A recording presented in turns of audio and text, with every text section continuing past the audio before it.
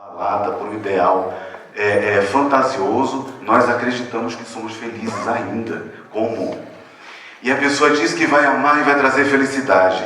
Quando a canastrice é maior, fala assim: você vai ver, nós vamos conseguir o melhor carro, a melhor casa, associando felicidade ao consolo. E aí, sabe o que acontece? O que eu criei como personagem para aquele amor não existe. Eu não estou dando nada para a pessoa. O que ela construiu como personagem, como amor, não existe, porque está fazendo aquilo apenas como flerte para a conquista. Logo, o que a pessoa é e o que são na relação é uma fantasia. Eu brinco com meus amigos o seguinte, que eu tenho a teoria do PUM, que amizade e relacionamento amoroso só se inicia quando você conhece o cheiro do PUM do outro. Se você não aceita o PUM do outro, você não pode aceitar nada dele. E pode parecer fútil, mas por que eu estou falando isso? Nós somos tão controladores que quando a gente passa na rua faz assim, bom dia, esperamos que a pessoa nos responda. E se a pessoa não responder, a gente fica, puta merda, o cara não deu bom dia para mim. Eu quero controlar até o sentimento que a pessoa vai ter quando eu estou dizendo alguma coisa. Bem, se eu sou controlador, fantasioso e eu tenho ideia romântica sobre a vida, desculpem, como é que eu posso pensar sobre saúde, além de uma ideia hipocondríaca? Porque eu vou pensar o quê? Meu Deus, sabe o que eu vou fazer? Eu vou no terreiro, eu vou tomar um passe e vou ficar curado. O psicólogo falou que eu tenho um transtorno de personalidade narcisista. Eu vou tomar um passe e vou ficar bom. O preto velho vai vir e eu vou ficar bom. Como se a relação que existe dentro de você, o seu desejo, a sua fé, o que você idealiza também, o que você encontra no mundo como uma realidade, não fosse fazer diferença nisso. Mas por que eu estou falando em relação a esse pensamento de Lacan? Cara, nada no mundo que vocês conhecem é real, como ele parece ser. Construa a ideia da saúde psicológica pela ideia da cognição. Se quiserem interromper durante, fique à vontade, tá? Eu não me importo com isso. Podem falar mal, falar bem, eu não tenho problema nenhum, a gente conversa junto. A Fátima me propôs uma ideia, uma das suas reencarnações foi com uma Hipácia, da Biblioteca de Alexandria, e ela me propôs isso, claro que é um conteúdo de crença, me propôs que durante as conversas não fosse mas que houvesse a possibilidade de interação, então fique à vontade para interromper. E todo conhecimento é válido. Muito bem. Dentro da ideia de cognição, veja que fantasia. Nós nascemos, os nossos pais, de acordo com as suas crenças e com seus valores, porque a ideia de família também, ela foi muito interessante para sobrevivência. Já existiu épocas, por exemplo, que a homossexualidade era muito comum.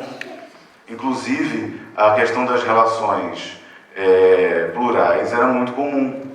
Hoje, por exemplo, numa sociedade machista como a brasileira, nós temos esse contexto de não entender uma relação com orientação sexual diferente. E impôs um pensamento de redução à ideia feminina tão grande que é imanente à relação humana até hoje, em qualquer parte do Brasil. As pessoas falam que apenas no Rio Grande do Sul, no Nordeste, que há machismo, isso é uma falácia. Isso é no Brasil inteiro. O machismo é muito forte. Muito bem. Quando nós nascemos, aí papai, mamãe, que é machista, que é homofóbico, que é racista, que é semi-alcoólatra, que tem todas as suas concepções de vida fundamentadas num prazer, numa homeostase, num equilíbrio que vai se fundamentar por alguma bobagem no final de semana, vai nos ensinar o seguinte: olha, você vai crescer, vai se casar e vai ser feliz. Desculpe que eu falo palavrão socialmente, se eu soltar alguns, tá? Não é por maldade. Aí vem a grande merda, sabe o que é? Porra, me casei, tive filho e eu não estou feliz. Mas papai falou que era, mamãe falou que era. Como se felicidade fosse algo que pudesse conquistar de forma tão fácil. E diz mais, enquanto você fizer as coisas corretas, quer dizer, um conceito de correto em cima do que está na sociedade vigente, nos seus valores, na sua moral, nunca na sua ética. E aí vai se fundamentar o seguinte: se você fizer isso, você vai ter uma vida melhor, uma vida saudável.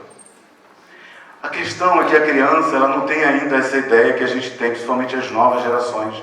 E aí ela quer coisas novas, ela quer pensar livre, ela quer ter um pensamento mais aberto, ela quer acreditar, por exemplo, que não tem problema algum ela ter relação com pessoas de etnia, experiências e situações diferentes. Para ela não faz diferença se é azul, se é rosa. Para ela não faz diferença se é carrinho, se é boneca. Porque ela não é genitalizada no pensamento. Ela não é erotizada. Nós erotizamos as nossas crianças. Criança de 2 anos de idade, aí faz assim, olha, teu namoradinho. Criança não sabe nem o que é namorado. Eu estou erotizando a criança. Eu estou genitalizando um pensamento puro, aberto. Aí ela vai construir. Aí sabe o que eu digo para o menino? Assim, olha, todas as meninas são suas namoradas. Logo, todas as mulheres são fáceis. Logo, se ele tiver algum pensamento perverso no futuro, claro que eu não posso generalizar, logo, todas as mulheres são suas, fáceis, consumíveis. É um pensamento de estupro. E que papai e mamãe colocou. E que achou que aquilo não poderia acontecer. E aí você cresce, eu não estou generalizando, estou pontuando, desconstruindo. E aí você cresce com esses valores. Quando você se desenvolve, logo, o seu pensamento de saúde é: se eu não adoeço forte, se eu não fico de cama, se eu não tenho alguma situação viral ou de doença crônica, logo, eu estou saudável. Desculpa, eu vou falar de novo. Que libertador. Sabe qual é a merda? É que não é saudável. Ninguém é saudável assim. Porque a pessoa vai chegar em casa, talvez não esteja com uma doença crônica, um problema e tal, mas aí ela vai chegar em casa e vai colocar os pés assim, numa cômoda, ela vai ver a televisão com os mesmos programas imbecis, idiotas, tendenciosos, políticos, tendenciosos, com situações como se a violência e a dor e a fome eram para ser coisas para que pudéssemos conviver de forma fácil. Eu crio um adendo aqui. Me permitam, se eu estiver muito rápido, vocês me falem. É porque eu só estou vendo gente muito inteligente, aí o pensamento está fluindo. Eu estou como médium capitão de vocês. Uma vez me falaram assim, numa das atividades de crença que nós temos, recebemos mais de 5.000 cartas psicografadas. E uma vez um conhecido, um colega jornalista, falou para mim: eu acho isso loucura. Sua e de todas as pessoas que acreditam nisso. E o que é que você pensa? Não pergunta o que eu penso, né? Porque perguntar o que você pensa é uma zona desconhecida. E as pessoas fazem uma fantasia de que, como médico, você tem que ser polido, sorrir e fingir que está tudo bem. Mas me deram a filosofia, e é uma muito perigosa. Por isso que querem tirar isso das escolas. Mas não é um discurso político, tá? É apenas a liberdade de expressão. Muito bem. E eu respondi para ele: sabe o que é loucura? É bater numa mulher porque ela é uma mulher. É estuprar uma mulher porque você se acha dono dela. É você xingar um negro por conta de uma cor de uma pele. É você espancar um homossexual pelo fato dele ter uma orientação diferente. Isso é loucura. Sabe o que é loucura? É pessoas agora, milhares de pessoas passando fome no país e eu não fazendo nada, com igrejas riquíssimas, coisas maravilhosas, ostentando e eu dizendo que se você der um carro, você vai ser feliz. Sabe o que é loucura? É ver pessoas não tendo a dignidade de se sentir feliz, porque a minha crença não permite. Isso é loucura. Agora, se pessoas se sentem em paz e bem com essa crença que eu proponho, quem é você para dizer o contrário? Salvo. Se a sua infelicidade não suporta a felicidade dos outros. Faz sentido? Muito bem. No meu contexto de pensamento, fisiologicamente ele poderia não ter, aparentemente, um problema de saúde. Fica à vontade. Pode ser que para o contexto social ele não apresentasse nada de comportamento dentro de uma normativa que apresentasse algo que não fosse saudável. Contudo, numa ideia espiritual, mas não de espiritualidade, não preso à questão da crença, ele era uma pessoa viciada em ver problema nos outros. Uma vez, meditando, eu coloquei algumas pessoas que me faziam muito mal. Eu já tinha mandado ela, porque assim, você tem 3 formas de resolver quando você está muito mal e que está te causando doença, né, com a pessoa. Você pode conversar com a pessoa. Aí você vê o que ela vai responder. Você pode orar, meditar. Você pode mandar ela tomar no cu. A terceira eu não aconselho. Eu fiz com essas pessoas, mas não aconselho. Não resolve logo de cara. Mas é libertador no momento. Algumas até falam obrigado, obrigado. Né? Foi uma coisa boa para elas. E aí eu meditei para entender sobre aquela situação. No transe, uma voz ecoava na minha cabeça dizendo: deixe ir. Como eu vou deixar ir? Eu já deixei há muito tempo. Eu não quero essas pessoas que estão falando mal, estão denegrindo, estão causando maldade, coisas, sabe, muito ruins. Eu já deixei ir. Aí eu continuei a meditação, respirando. De novo a voz: deixe ir. Cara, anos de estudo, trabalho. Como assim só deixar ir? E eu via que todas as vezes que eu falava em alguém sobre aquela situação, num suposto desabafo, eu prendia. Mas eu prendia por quê? Se era uma coisa desagradável. Por que eu prendia o que era ruim perto de mim? Sou masoquista? E aí eu fui mais fundo, mergulhando para avaliar o que era. Eu sabia que era vaidade. Porque olha, se alguém fala alguma coisa para você e você se incomoda, é só vaidade. Acreditando naquilo que dizem, eu sabia que eu tinha vaidade. Mas que ponto da vaidade que era que eu não estava alcançando? No momento do transe, eu percebi. Todas aquelas pessoas, todas, eu ajudei, quis ajudar. É um pretexto de controle, né? Querer ajudar os outros é um pretexto de controle também. Você tem que deixar as pessoas se ajudarem também. Te ajuda e deixa elas se desenvolverem. Eu esperei intimamente, mesmo que fosse lá no fundo, no inconsciente, que elas me agradecessem ou que elas tivessem um reconhecimento daquilo. Mas estava tão lá no fundo. Isso não é possível, cara. Eu entrego minha vida para isso. Eu faço com tanto amor. Olha a fantasia do amor. É tão bom, eu estou fazendo para ajudar. E eu percebi que eu esperava naquelas pessoas que tomaram um vulto grande de perseguição. Eu esperava um leve reconhecimento. Todas as vezes que eu falava, todas as vezes que eu retrucava, todas as vezes que eu respondia, eu, na realidade, estava querendo que a pessoa estivesse próxima para reconhecer aquilo que eu fiz. Aí a voz dizia: deixe ir. Aí eu pensei: puta que pariu. A vida todinha, cara, eu li tudo, cara. Eu fiz todas as coisas do mundo, era só deixar ir. Era só deixar ir.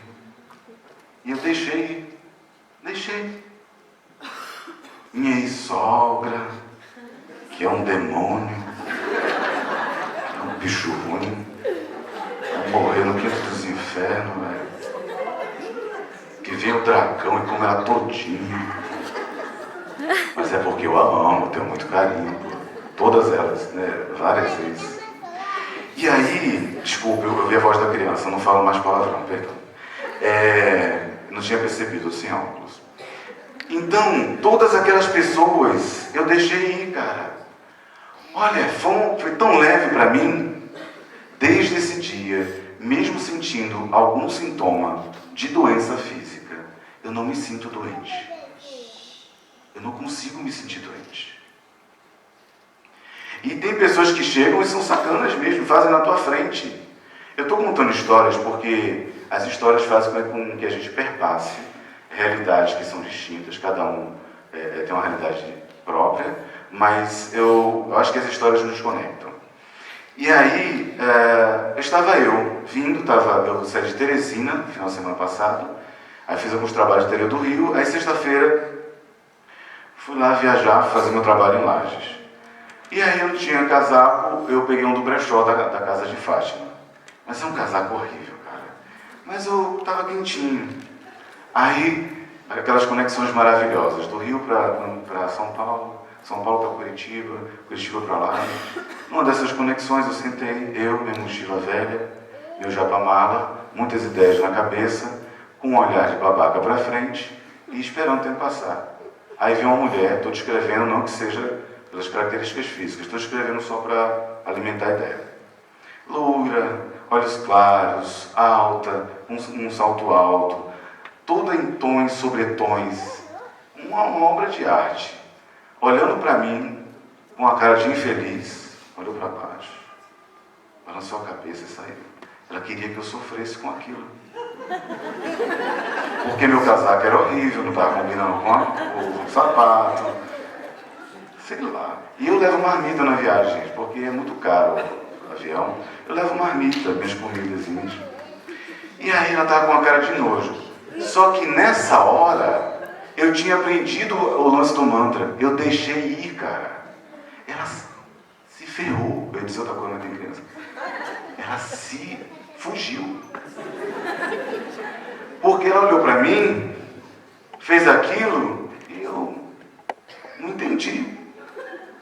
Eu não entendi.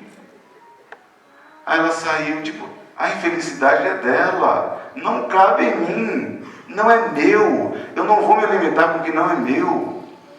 A garganta doendo. A saúde física um pouco abalada. Um monte de valores distorcidos. A saúde psicológica apreendida com valores neuróticos e compulsivos. De uma demanda compulsiva pelo ter. Mas espiritualmente, eu estava livre daquilo. Eu falei, tu que perdeu, garota. Um homem como eu?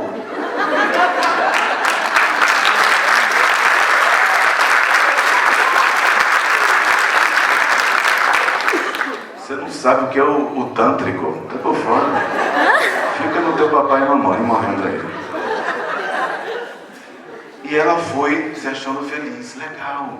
Mas assim, enquanto as três saúdes se misturavam, uma me dava uma leveza, uma vontade de viver, uma vontade de olhar as coisas, sem julgamento.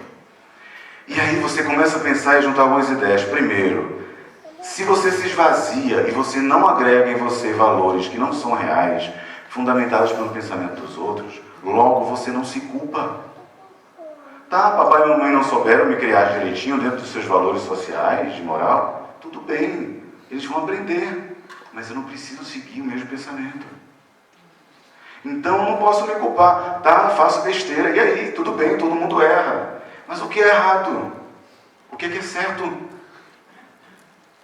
Onde é que entra o controle do outro sobre tua vida? Olha que coisa interessante. Até hoje, nós estamos cerceando as pessoas de estudarem, de pensarem, de se desenvolverem, aumentando impostos. Não estou falando de político, estou pensamento livre, tá?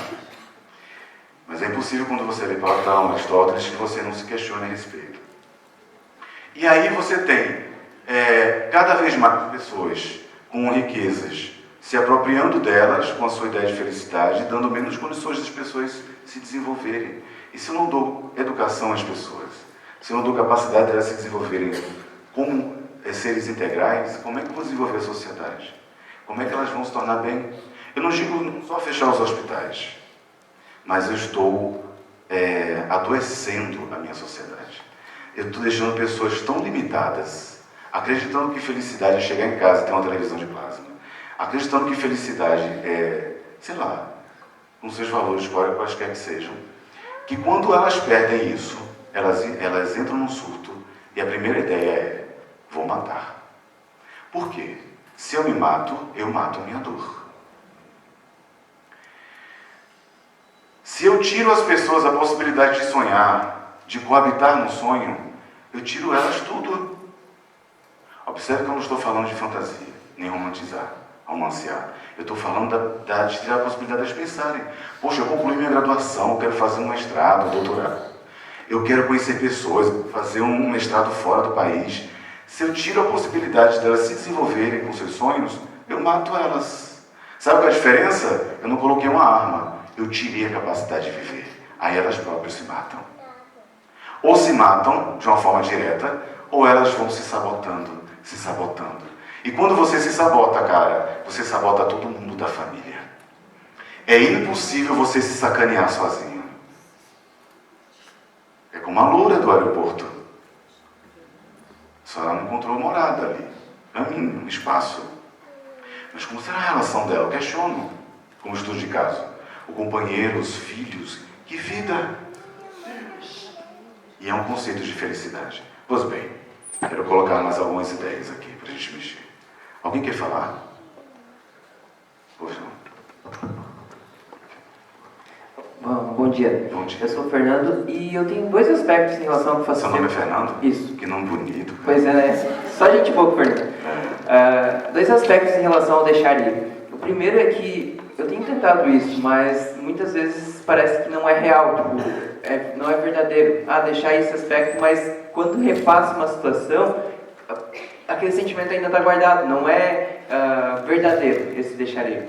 E segundo, até que ponto esse deixar ir não é uma forma de mascarar ou reprimir os sentimentos e deixar isso só trancado, mascarado dentro de ti?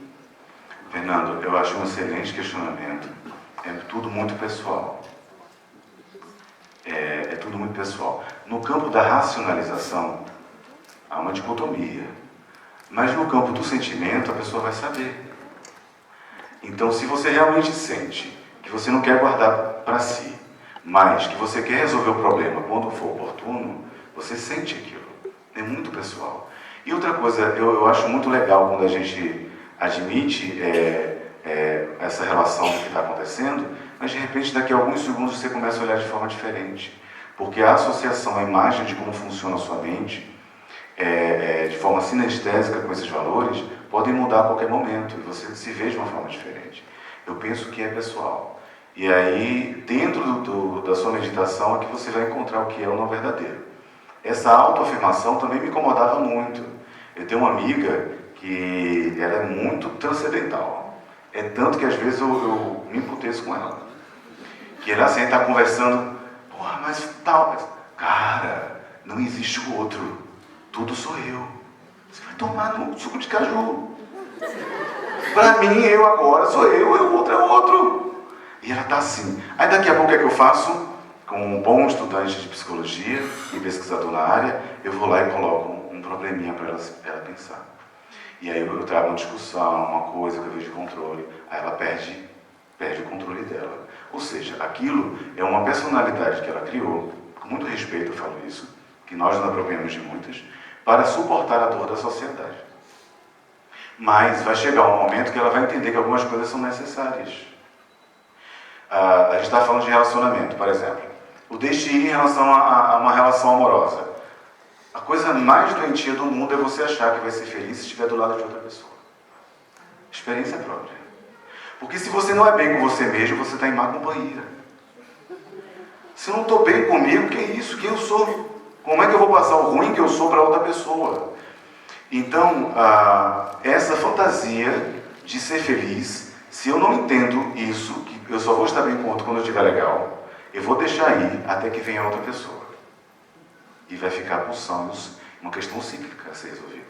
Quando você entende aquilo, não é que você não queira outra pessoa, é que você não faz questão de estar procurando. Elas vêm. Cara, segredo para os solteiros. Vem. Olha, não precisa fazer ir para o cara que traz em 3 dias. Não quero tirar emprego de ninguém. Mas vem, cara. Vem. Porque as pessoas te olham e falam, o que tem ali? Tem algo diferente nele. Que isso? E aí vai querer conhecer. E pronto, depois que conhece, já é. Perdeu a vida. Então eu gosto desse pensamento, gostei disso, Fernando. Eu acho que é pessoal. Quando percebe, muda. E tem uma coisa muito legal que a Fátima está me trazendo aqui para a gente pensar. Peço desculpas aos ateus e vinculados só à academia, mas não tem como. Eu estou muito envolvido com a questão de crença e acredito, né, nesse guia espiritual falando comigo. Que nesse momento da dúvida, é quando você... Sabe aquela história do Neo, da Matrix, quando ele chega para o oráculo e fala assim, olha, eu queria saber o caminho, escolher. Ele disse, olha, você já escolheu, cara. Larga de ser burro, querido. Tu já escolheu, tu só quer entender por que tu escolheu. É mais ou menos isso. Você já entendeu o caminho, só que não está dando liga. Ainda não está claro. Na hora que de desconstruir facilita. Tem uma coisa muito legal na comunicação dos guias, principalmente na Umbanda. Não há tempo, eu vou seguir a linha do raciocínio, mas eu acho importante a gente dividir. Quando a mediunidade veio, eu tinha 16 anos de idade. Meu avô era um bandista, minha mãe espírita. E a Fátima me disse que eu tinha 2 escolhas para fundamentar meu pensamento de crença, para depois desconstruí-lo. Hoje eu não sou vinculado a nenhuma religião. E aí eu fiz uma escolha, que foi o espiritismo. Mas todas as minhas relações mediúnicas foram da Umbanda. A primeira entidade que eu vi para me ajudar era um índio. Eu ouvi sons de assovios, flechas, crianças correndo e um índio me ajudando a coordenar meu pensamento com aquilo. Quando eu fui me desenvolvendo, era um senhor negro e velho. É porque para mim, assim, a crença, né? Preto, velho. E aí, às vezes eu fico assim, de chamar uma pessoa de preta e velha é uma educação. Mas entendo que é um contexto cultural, de crença. E ele seguiu até hoje, que é o Vicente, me ajudando a construir um pensamento mais humano, né? Sem falsas ideias. Então, o que é que eu quero me basear com isso? O pensamento espírita, que eu respeito muito, Allan Kardec é fantástico. O movimento espírita é uma merda, mas Allan Kardec é fantástico. E os espíritas que entendam essa crítica, se não entenderem também, sejam felizes. Deixa eu ir. É muito controlador. Se um médium bate na mesa, numa comunicação, é errado. Será que fazem assim com seus filhos e com suas mulheres também? É uma coisa muito louca isso. E eu passei 15 anos educando a minha mediunidade na psicografia com os moldes espíritas. Então, eu fiquei ortodoxo, careta, limitado, e aí vinham espíritos que não tinham forma humana, espíritos que tinham formas diferentes, com olhos diferentes, com pensamentos diferentes, com linguagem diferente. Entidades que não se relacionavam com o tempo que eu construí. Esse tempo linear que nós aprendemos a ter, passado, presente e futuro. Como se isso fosse real de fato. Mas isso é tema para outra palestra. E aí, numa dessas situações, Fernando, um dos seres não falava a minha língua. E ele utilizou de imagens. E imagem é uma coisa fantástica, porque se eu vejo esse copo com água, representa algo para mim. Se ele me apresenta, pode representar algo completamente contrário. Então, já foi feita a escolha, mas as imagens não estão coadunando com o que eu entendo daquela imagem. Então, é só isso. Deixa aí, né? Mas alguém quer falar? Fica à vontade, é de graça. É bom que a gente vai entrando no pensamento e debatendo. Não? Então eu vou seguindo. Ok, alguém? Não? Não. Okay.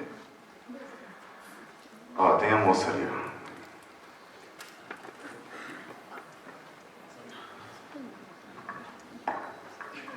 Bom dia. Bom dia. Eu vou fazer essa pergunta porque, na verdade, eu não ia fazer, mas eu senti que eu preciso fazer. Eu vi que tu falou bastante sobre a mulher. E sobre, né, como ela é tratada, como somos sujeitadas a ser tratadas, pela criação mais, né? Eu queria que tu falasse um pouco, porque eu percebo que não é só os homens, mas também as mulheres, elas costumam dizer que admiram muito uma outra mulher muito bem resolvida, que tenha sua autoestima bem formada, que saiba o que quer da vida, mas quando se depara com uma mulher assim, costuma chamar de egocêntrica, de uma mulher complicada. E eu percebo que as pessoas, elas confundem um pouco a autoestima com o ego e a modéstia com a autodepreciação. Gostaria que tu dissertasse um pouquinho sobre isso. Tá, como é seu nome? Fernanda. Miriam. Mas Miriam é um nome bonito também. Olha, tem o mito do príncipe encantado que é tão comum, tão debatido, mas eu vou trazer para facilitar. Olha como se construiu a ideia. A Fátima, ela é fantástica. A Fátima, ela mexeu tanto com a minha cabeça, que chegou um momento que eu ficava perdido pelas construções que foram adquiridas com o que eu via, com os estímulos que eu captava e realizava a transdução, ia se formatando os meus valores nessa encarnação. E ela sempre me desconstruiu essa ideia. E como era a ideia do machismo era presente. Veja bem, você cresce com a ideia, isso é debatido, mas eu vou trazer para você novo para alguém, de que a mulher vai encontrar um príncipe encantado. Ele é branco, tem olhos claros, ele é rico. Outra coisa, ele não é estudado, o cara é burro, ele apenas é príncipe. E vem no cavalo branco. Porra, só tem branco nessa história? Aí ele vem sorrindo, feliz. Naquela época já tinha dentista, com aqueles dentes maravilhosos, tudo lindo, com sabe, tudo maravilhoso. Você, que que é o último biscoito recheado do pacote, podia ser qualquer outra pessoa, ele vai lá e te pega e vocês vão ser felizes. Ninguém sente a dor do parto, os enjoos, as discussões, as DR, não tem nada. O grande problema dessa história é o seguinte: nós crescemos, o que eu vou falar é forte, não quero que concordem, mas é um pensamento que ajuda.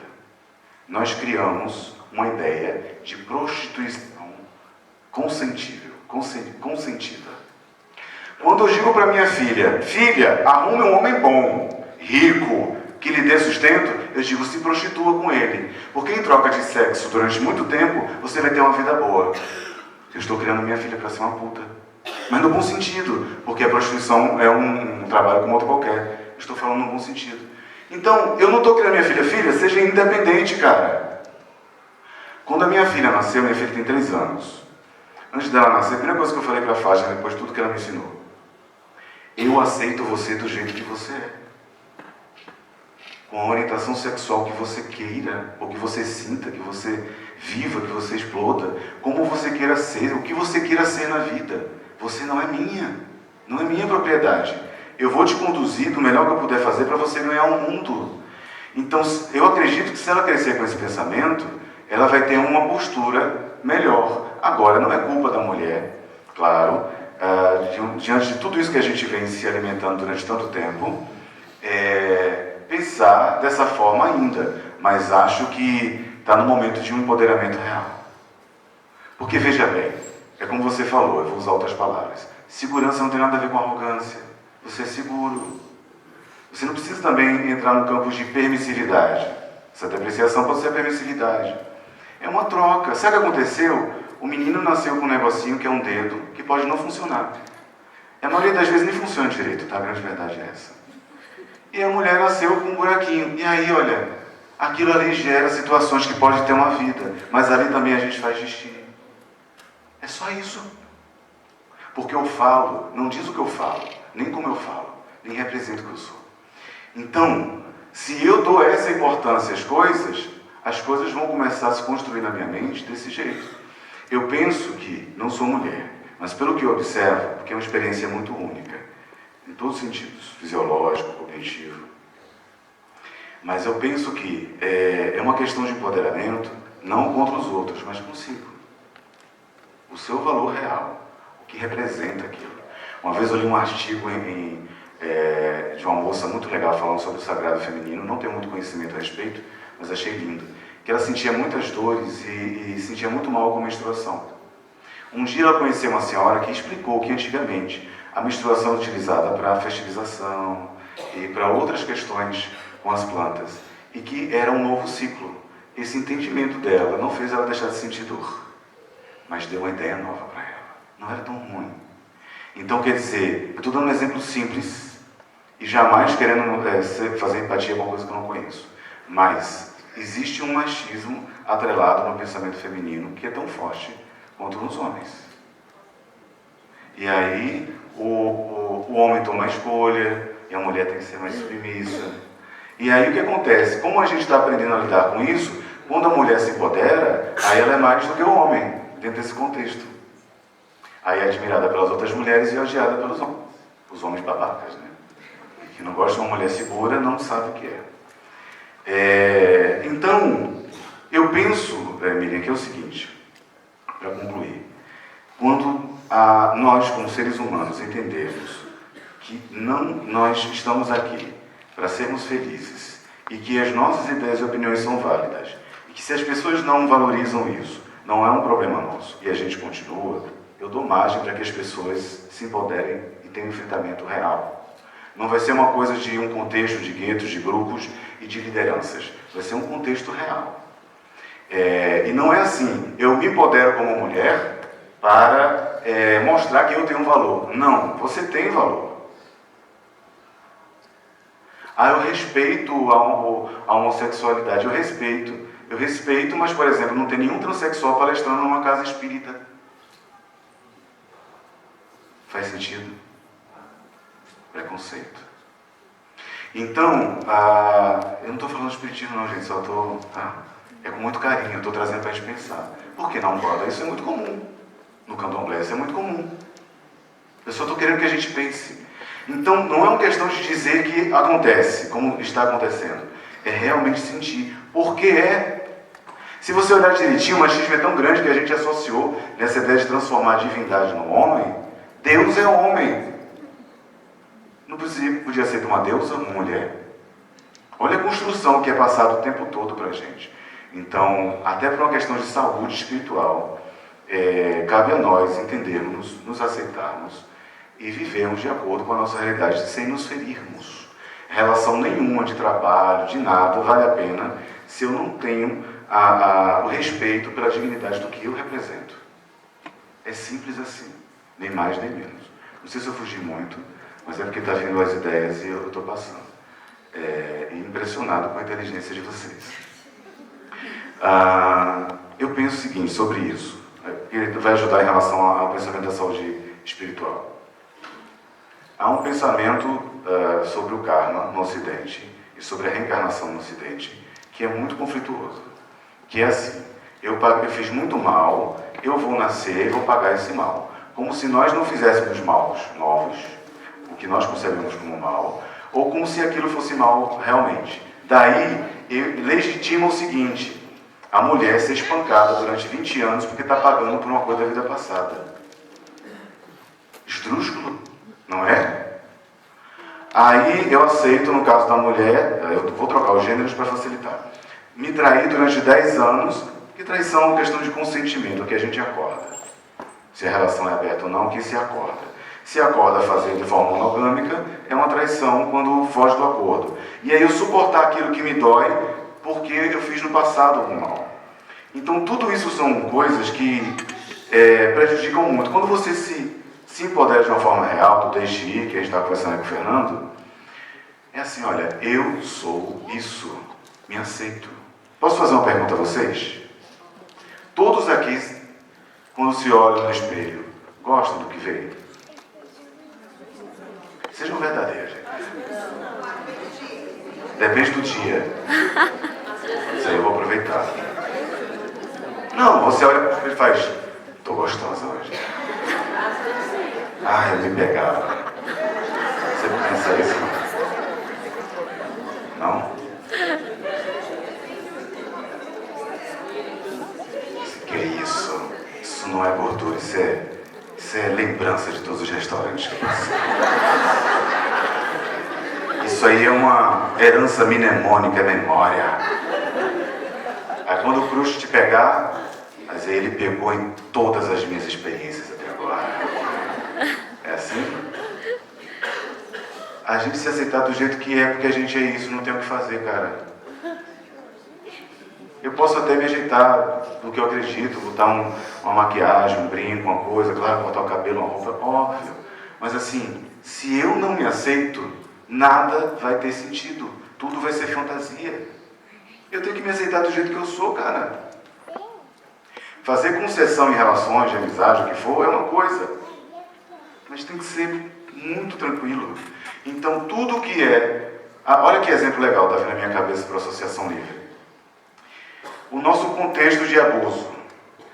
Nos atendimentos fraternos que a gente faz no bairro de Sepetiba, que é um bairro muito pobre no Rio de Janeiro, a maioria dos casos são mulheres espancadas, estupradas, não sei o quê.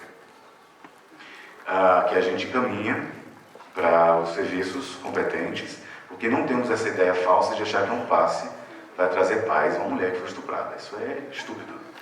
Então, nós, dali encaminha para os órgãos competentes e amigos para ajudar. E esclarece tudo. Muito bem. Só que as mulheres pensam, alguns homens pensam, que estupro é o que acontece no meio da rua com desconhecidos. Mas o que mais temos no Brasil são mulheres casadas sendo estupradas pelos seus maridos. O cara chega alcoolizado e faz, arreia as calças aí. É agora. Tudo, olha, preste atenção nesse conceito. Tudo aquilo que você não consentiu é abuso. Ponto final. Se é um fetiche amoroso, que faz parte da brincadeira, enforcar, vocês consentiram. Não consentiu, é abuso. Tu pegou na minha mão e não te consenti, você está abusando de mim. Entendem isso? Então, e o pior, essas mulheres lá, elas passivamente aceitaram o estupro. É óbvio que não sentiam prazer. ele estava fedendo, sujo, possivelmente teve relação com outras pessoas, estava ali apenas concluindo a homeostase de prazer que ele tinha na cabeça. Pronto, fiz minha parte. No outro dia ela se levanta antes dele, toma banho e faz o café para ele. Isso é absurdo. Então, nesse sentido, não julgando a escolha, estou falando da situação, do comportamento. Então, nesse sentido, eu permiti que uma situação extremamente machista, maldosa, tomasse conta da minha vida e eu estou vivendo. E é tão punk isso, que quando se separam, ela fica, e agora, eu vou fazer o quê? Se acostumou com aquilo. Cara, como é que a gente se acostuma com o que não presta? Hein? Como é que você se acostuma em torcer e ser colorado? É masoquismo puro. Eu quis te mostrar o meu defeito.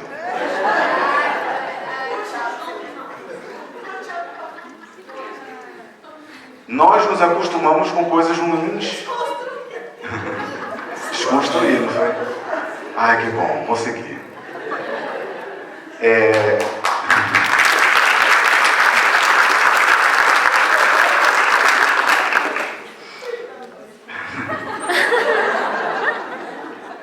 Do amor ao ódio, é assim mesmo. Eu tenho um amigo que é o Valdemar Falcão, ele é astrólogo. Ele diria, você é geminiana, não sei o que, com ascendente e tal. Eu não conheço, mas é isso, essa ideia. A ideia é a gente pensar de forma diferente, olhar de forma diferente. Eu vou aproveitar isso aí antes de voltar ao tema. A coisa é tão punk. Como é teu nome? Viviane. A coisa é tão punk que o contexto da psicografia no Brasil foi associado ao Chico. Sem dúvida, uma pessoa fantástica. Mas vou falar uma coisa para vocês que eu vou desconstruir. O Chico bebia caninha. Caninha, vocês sabem disso, né? Quem viaja e conhece os amigos próprios deles, pessoais, sabe que no final do dia ele bebia um caninha. Ele é próprio da região. Isso faz dele pior? Eu posso soltar um questionamento para a gente mexer? Não é sobre o Chico, não, é sobre a gente, tá? O Chico era assexuado. E se eu descobrisse que o Chico foi casado com um homem, muda a minha ideia sobre ele? Porque se mudar, vai mostrar o teu preconceito, não sobre ele. Entendem? Não muda nada. O que é que o fiofó de um ser humano tem a ver com a minha vida particular? Atrás de todo homofóbico tem uma bicha louca querendo sair do armário. Essa é a grande verdade.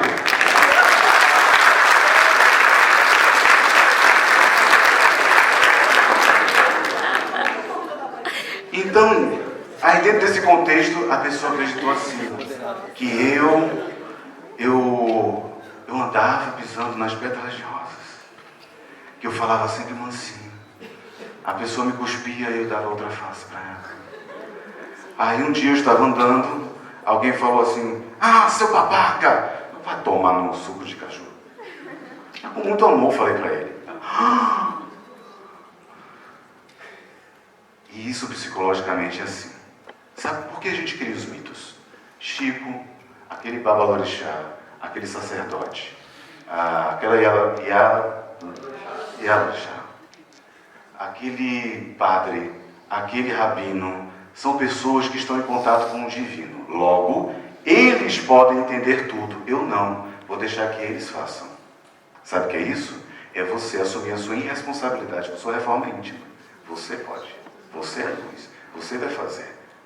Você tem essas pessoas como uma forma de te ajudar a pensar melhor. Mas o caminho não é que eles fiquem o tempo todo lá. O caminho é que você se desenvolva, cara. Aí, volto à questão do tema.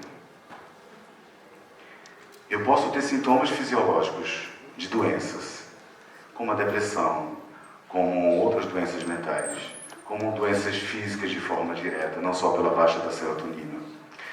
Eu posso ter essa doença psicológica em relação à cognição, por exemplo, porque a psicose é cognitiva, não é fisiológica. Então eu tenho um delírio persecutório, eu tenho alucinação visual, auditiva, pode existir, porque o psicótico não é louco, ele só, de repente todos vocês que são médios, seriam para algum psicólogo e não deixam de ser pessoas espetaculares como médios. Pode ser um transtorno, você pode passar por 1000 coisas. Agora, quando você não entende exatamente o seu contexto na vida, quando você não entende o que você está fazendo aqui, por que você está fazendo, e que a felicidade das coisas é o caminho percorrido, cara, você pode fazer tudo isso e você se sentir feliz, se sentir bem, ou ter um momento de felicidade, e não se sentir, entre aspas, doente. Enquanto outros vão levar uma topada, vão cair no chão, vão chorar o dia todo e se sentirão doentes. Faz sentido? Sim ou não? Sim. Discordem. Alguém quer discordar? Esse é o momento. Muito bem. Daí, gente, a vida, tudo que eu passei até agora, para a gente ir começar a fechar esse pensamento, porque eu não queria trazer coisas técnicas. Mas só vou dar algumas coisas para a gente pensar. Quando vocês me olham, cada um vê um Fernando diferente. E esse Fernando que vocês veem é uma fantasia de vocês. Porque eu, com certeza, não sou assim. E dentro dessa percepção fantasiosa psicológica, eu tenho também uma percepção que não é real, fisiológica. Porque quando você percebe, pelos cones e bastonetes, você vai realizar uma transdução. Você vai receber uma informação. Você vai transformar aquilo num impulso elétrico. Essa informação vai chegar no seu contexto cerebral. E você vai transformar. Cada um está vendo as cores da minha camisa, da calça e do sapato de forma diferente. Mas nós passamos a vida achando que era a mesma cor, que era a mesma coisa, que era a mesma situação. Quando outras funções também de percepção, seja tátil, auditiva, também tudo isso é percepção. Quando você estuda neurociência, tem uma parte muito interessante que é assim. Um dia a gente vai conversar e eu posso trazer isso para vocês. É uma tela que é toda cinza. Quando qualquer um que olha vai ver um tom só de cinza. Se eu coloco uma faixa no meio, eu percebo que são tons diferentes. O cérebro agora está construindo uma realidade de Fernando completamente boa para gerar uma homeostase, um equilíbrio. Mas nós não somos isso. Ou você acha que você é o que você é? Você criou um personagem para você sobreviver, querido. Você criou uma Miriam, um Fernando, uma Viviane para sobreviver.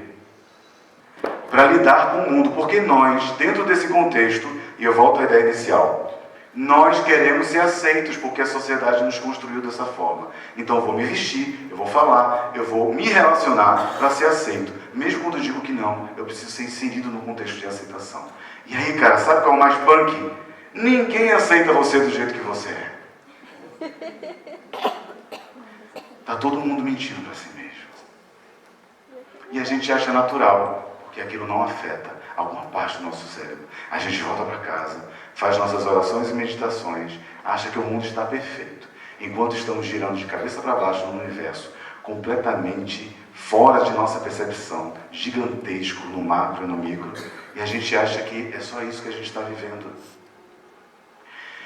A coisa é tão punk, vou aumentar mais aí do pensamento, que nesse exato momento, queridos, alguém vai pensar em algo, e centenas de pessoas vão captar aquele pensamento, estando numa mesma frequência vibratória. E você vai achar que o seu pensamento só está na sua cabeça. E você não tem responsabilidade com as coisas. Se eu encontrasse o som perfeito na vibração dessa mesa, ela perderia a força gravitacional. Você ia achar que é uma força misteriosa. Assim como tem as ressonâncias num copo que ele se quebra. Nós estamos em constante movimento. Eu vou só entrar num tema para a gente matar isso aí, que hoje eu vim para mexer. E a gente fechar e falar algumas coisas até o final. Que vocês tenham dúvidas, eu quero acrescentar. Isso é um elemento novo para alguns, mas eu queria falar. Quando a gente fala de frequência vibratória, a gente fala de velocidade. Sabe por que as pessoas não percebem os espíritos? Não é porque estão no mundo espiritual. É uma coisa só.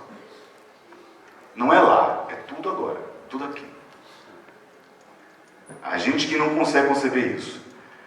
Se um espírito está do meu lado, a garrafinha é o espírito está do meu lado, e ela vibra na mesma frequência que a minha, nós nos vemos. Se ela aumenta a velocidade molecular, eu começo a ver embaçado, Por isso que na minha percepção,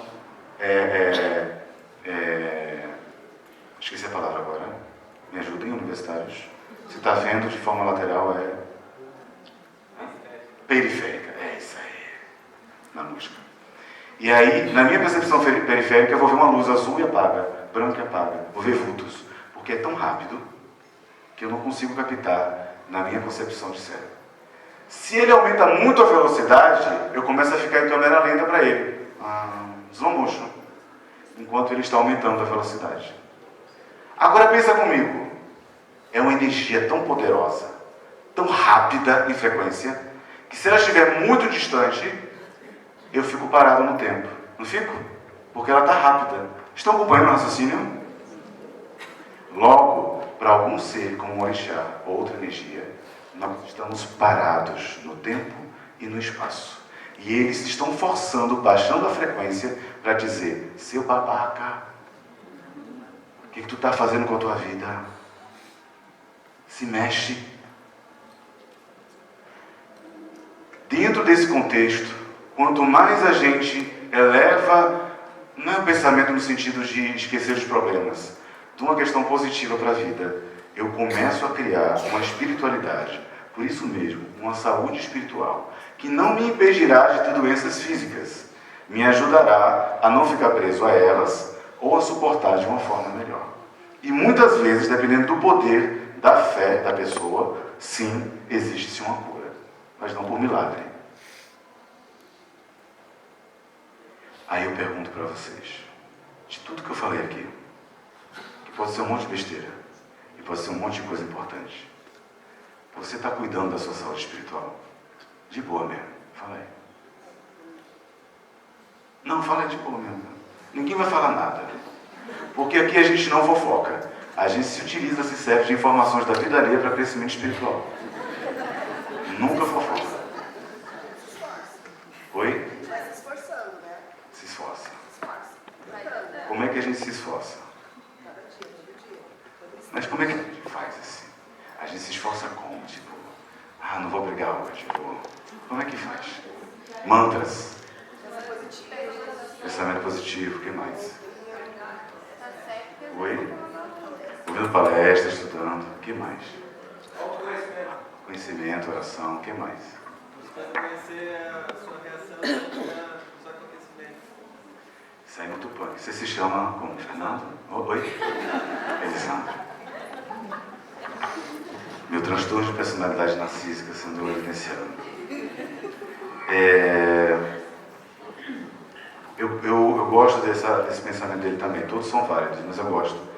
Como eu me posiciono, como eu reajo de acordo com como as pessoas se comportam.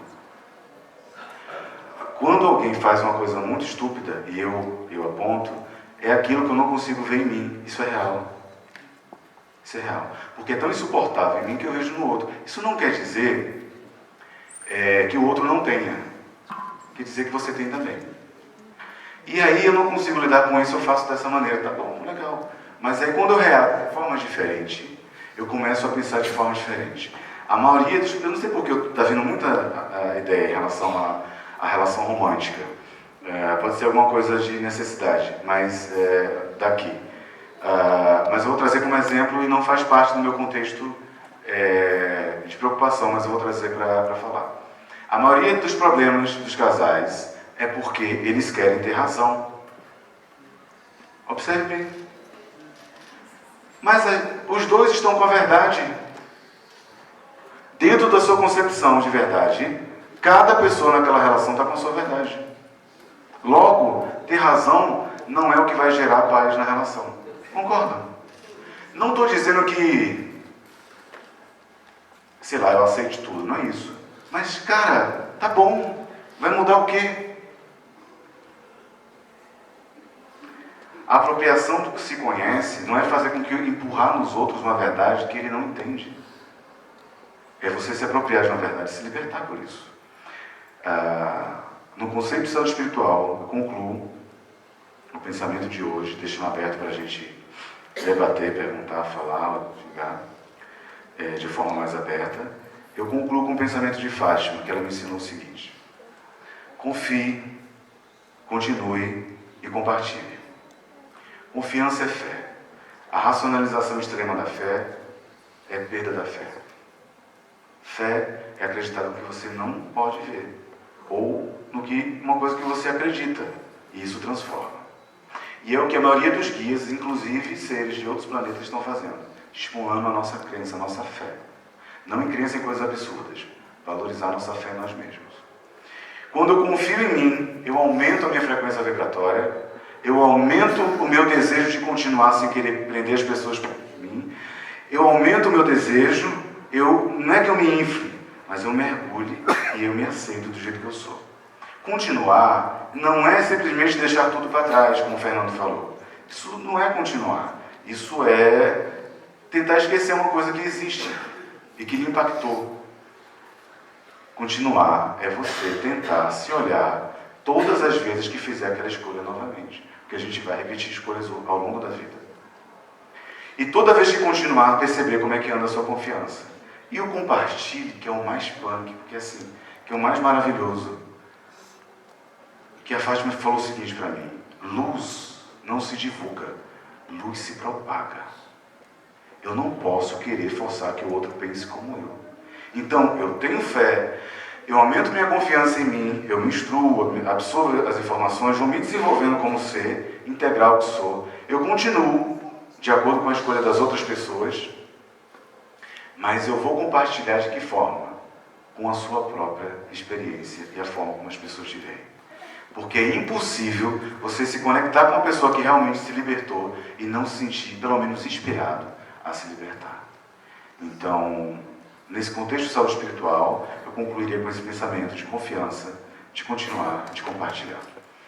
Alguém quer falar, comentar alguma coisa? Vamos lá, esse é o momento da gente... Me deram até meio-dia, mas se quiser antes de tomar café, estou de boa. Se quiser passar, estou de boa. Bom dia, Fernando. Bom dia. Me chamo Michele. Ficou claro que ela esteve presente durante toda a tua palestra. E eu fiquei curiosa. Quem é ou o que é Fátima? A Fátima é assim, quando eu tinha 16 anos de idade, eu tinha uma vida normal numa cidade chamada Olinda, numa cidade chamada Pernambuco, no Nordeste brasileiro. Uma vida normal do que você concebe ser normal. O que é normal? Eu ia pra festa, a festa antigamente tinha, na mesma noite, balada, música lenta, quem é das antigas sabe disso, e lambada. Eu esperava a música lenta, aí eu olhava as garotas que fossem mais baixinhas, porque aí já ia, era muito bom, era uma época boa. Mas não, quer dizer, nessa época vocês já eram velhos, eu era mais novinho, tá? Não o quê? Te mando que você só agora. E deixa ele ir até você. Porque eu te amo. Então, naquele contexto normal, o povo tinha suas crenças na Umbanda, minha mãe, todos eram encarnados, hoje não são mais. Né? E aí, no Espiritismo, vovó era católica. E aí eu estou sentado, tinha um programa de rádio, e era muito legal, que era Bandeira 2, era assim: mataram agora fulano de tal, não sei aonde, com 2 tiros, pá, pá. Aí mudava, as margarinas, não sei o que, o comercial, a morte, estava tudo no mesmo contexto. E vovó ouvia aquilo como se fosse uma coisa normal. Isso ficou gravado na minha memória. Eu acordei ouvindo aquilo, quando eu olhei, eu vi um ser na minha frente, deformado. Era homem e era bicho, eu senti o cheiro. Foi tão real esse sinestésico, eu acreditava que eu poderia tocar naquilo, mas não tocava. E isso passou durante muito tempo. Eu passei quase 1 ano vendo, ouvindo. Graças a Deus minha mãe não me internou, que na época existia manicômio. E eu não sabia o que fazer. Foi quando um dia que eu não suportava mais, já queria me matar, não suportava mais aquilo.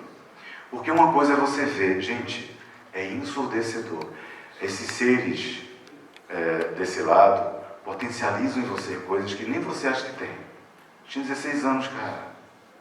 O que eles faziam, tem criança novinha, mas tem algum influenciável. Influenciável é ótimo, todos nós, mas enfim. Teve um dia que eu acordei, eu vi uma cobra, mas não é cobra no sentido cultural, religioso. Cobra no sentido de me fazer medo. Gigante. Me olhando, eu acordei sem força nenhuma de me mexer. Aí tive as outras experiências, não sei o quê. Foi quando eu vi a Fátima. Tinha visto os índios tentando me ajudar, mas a minha frequência não subia. Se a sua frequência não sobe, você só vê seres de frequência mais baixa. Tem gente que faz assim, eu só estou vendo meus parentes e espíritos evoluídos. Não mente. Não mente pro tio que é feio. Você vê tudo aquilo que dá na tua frequência para baixo. Para cima, se eles quiserem. Então, tudo que é com você, no seu pensamento você vai ver. É o que eu mais vejo, transe mediúnico, mas eu vejo seres se arrastando, seres não sei o quê, porque eu sou eles também. Não dá para fingir santidade. E os outros é quando eles querem. Muito bem. Quando chegou nesse insuportável, eu vi um ser com um manto azul. Nada de maravilhoso. Era um manto azul grosso, cobrindo o rosto, inclusive, não sabia se era uma mulher, fazendo um sinal assim para eu entendi, era para orar, era para pensar em coisas boas. E eu falei, olha, eu não estou suportando, eu não aguento, tira de mim. O que eu não sabia é que eu tinha que tirar de mim mesmo, eu tinha que modificar. Não eram eles contra mim, era eu como atrativo do que eles desejavam. E aí, quando eu aumentei a frequência, aí eu senti que aquilo não me perturbava tanto. E ela foi se apresentando durante 15 anos aos poucos. Aí ela deu um pseudônimo, que é Fátima. Fátima, em árabe, quer dizer a mulher que desmama, a mulher que pega o filho e coloca para o mundo. Ela foi falando de algumas vidas dela, inclusive numa das vidas dela, próxima de Jesus. Desconstruindo a ideia de Jesus santo. Eu também não quero mexer isso com vocês agora. Mas a Fátima deixou claro isso para mim. Uma vez eu perguntei para ela, mas vem cá, foi do Espírito Santo mesmo que Jesus veio? Não leva mal não, faz que saber. E ela deu a melhor resposta para mim. Ela disse, olha, José, para mim, é um Espírito Santo. A gente quer divinizar coisas que já são divinas pelo seu próprio natural.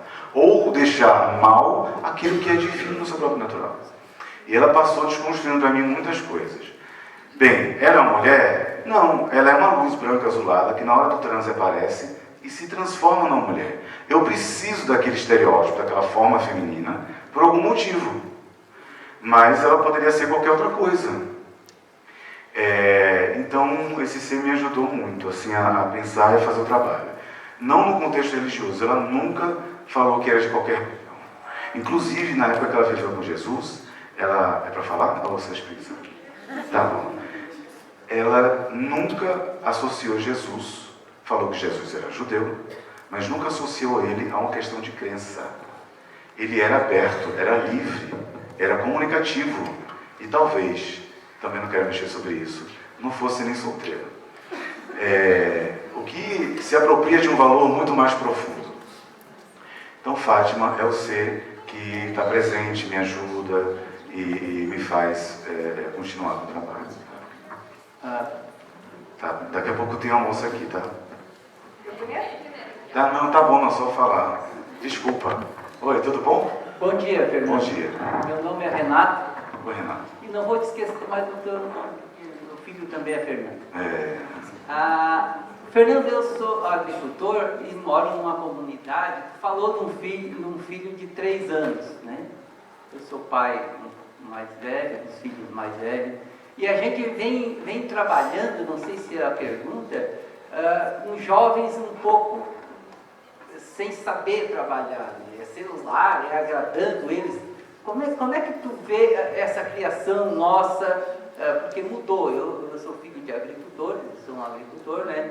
E a gente está vendo na comunidade, onde também sou presidente, uma criação meia assim que nós pais ou os filhos mesmo, né, temos muito, sendo assim meio rebelde, temos a maioria das vezes da separação é por causa dos filhos, né, porque o problema mesmo é os filhos, né. Todo mundo já foi filho também, né, é um problema sério.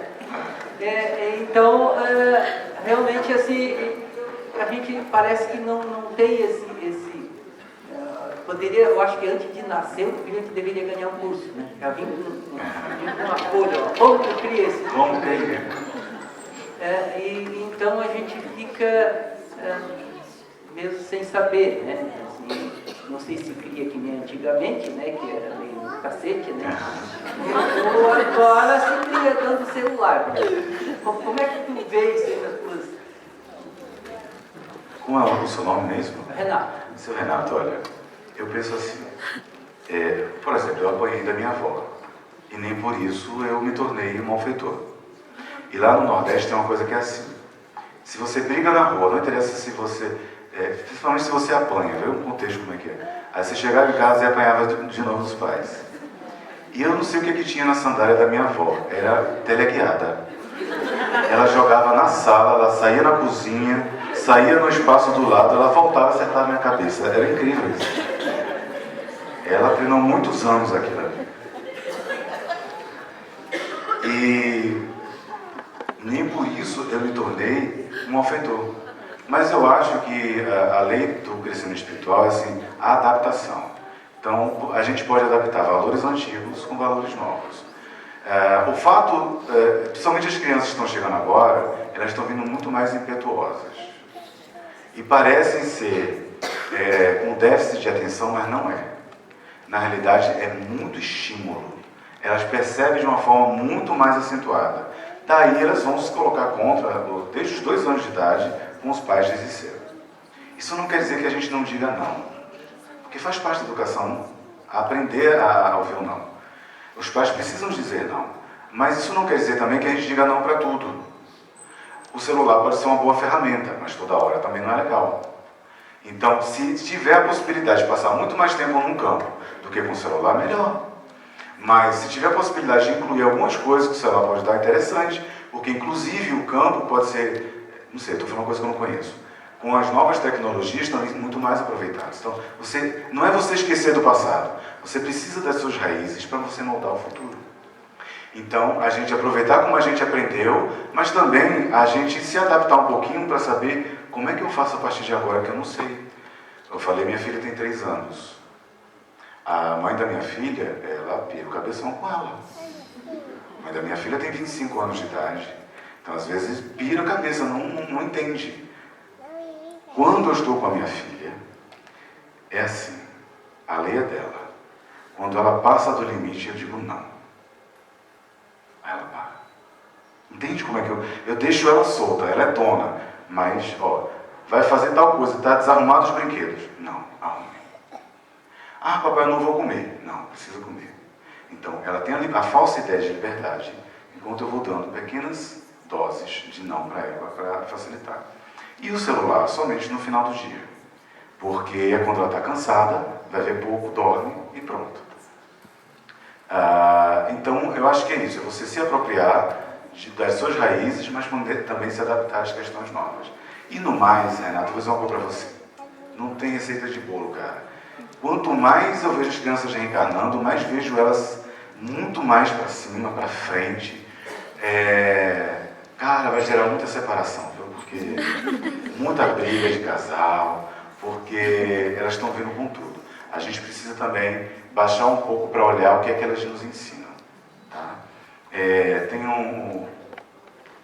Tem aqui e tem aqui. Pode ser aqui primeiro? Oi, meu anjo. Oi, bom dia. Bom dia. Eu tenho uma curiosidade sobre a Fátima, que é a sua guia. Ela tem algum relacionamento com a Nossa Senhora de Fátima que se chama na Igreja Católica? O que eu vou te falar é crença. Eu não posso provar. É fruto de manifestações mediúnicas dentro do nosso trabalho. Hoje, além da Casa de Fátima, porque assim, o que as pessoas não sabem é que eu fundei uma filosofia de vida nova. A filosofia de Fátima é porque não é religião, mas teve que ser pautada como religião. E eu acredito que seja a segunda depois da Umbanda, no Rio de Janeiro, que foi criada. E dentro desse contexto, até a nossa relação de mediunidade é um pouco diferente. A gente viu uma maneira diferente de trabalhar. E nessas experiências mediúnicas com vários analisadores e tal, houveram comunicações que a gente entendeu que aquilo poderia ser um caminho. Ela disse o seguinte, que nessa vida que ela teve próxima de Jesus, foi muito próxima a Jesus. E que aí, como Jesus tinha uma mente muito aberta, inclusive uma das pessoas que eram tão próximas como ela por Jesus, foi identificada como prostituta sem ser, porque as pessoas não queriam que o pensamento feminino fosse aberto para a população. O pensamento de Fátima foi cerceado. Ela teve vínculos assim, por exemplo, a Fátima, que nós acreditamos que foi ela, como ser que veio, dar uma luz e uma ideia, mas que não era para a religião católica, era para todas as religiões. Tanto que a terceira revelação fala de uma subida e matando o bispo, o padre, como se fosse uma questão de guerra, como se fosse destruir a Igreja Católica. Mas a interpretação que a Fátima me dá esses são os valores antigos e as religiões na parte de cerceamento, não as religiões em si, mas na parte de cerceamento, de não valorizar o pensamento livre, morrendo aos poucos. Então a sociedade cada vez mais vai ter um pensamento muito mais humano e aberto e não ficar preso a ideias centradas. O que morre são as nossas crenças limitantes e não soube ser interpretado. Então acreditamos que houveram essas passagens, mas que não seja Nossa Senhora, seja um ser que veio reencarnando e ajudando aí as pessoas, tá bom? Nada. Olá, bom dia. Meu nome é Luciana. A minha pergunta é, além de aceitar a si próprio, meditar, elevar o pensamento, o que mais você indicaria para a gente fazer para elevar a frequência? Eu vou usar outra palavra, tá? Fuja-se. É outra palavra. É porque tem criança no momento. A gente aprendeu que para aumentar a frequência, a gente deve se distanciar das coisas que são ruins. A Fátima me ensinou que uma das coisas que aumenta a frequência, rir. Quanto mais você ri, mais a frequência aumenta. Então, não está legal? O Whindersson Nunes, sabe como é que é? Pega aquele Afonso... É maravilhoso. Pega, sabe? Vai rir. Aumenta a frequência. Ah, mas ali tem piada preconceituosa. Tem, se você rir, porque você também é. E se aceita. Depois passa. Porque a questão não é você fingir o que não é. É você aceitar o que é. Aceitou, ri, aumenta. E não ligar para as coisas. Tipo, não dá, cara. Não dá. Muitas vezes eu sentia vergonha de Fátima. Porque quando um espírito desse entra em contato com você, você sente o que ele está sentindo. Não há como mentir, você vê tudo. Então eu sentia vergonha dela. Ela sempre deixa à vontade, seja o que você é. Entendeu? Na hora que for, seja você. Não dá para mentir, não dá para criar uma pessoa na igreja, uma pessoa na sociedade, uma pessoa na família. Seja o que você é. É a teoria do pum que eu falei no início. Se o outro não conhece o cheiro do pum do outro, do marido, da mulher, e relação frustrada. Porque se eu não conheço o cheiro do pum do meu marido e da minha mulher, eu não sei que salvo vou saber o que ele pensa sobre algumas outras coisas. Não leve ao pé da letra, tá, gente? Não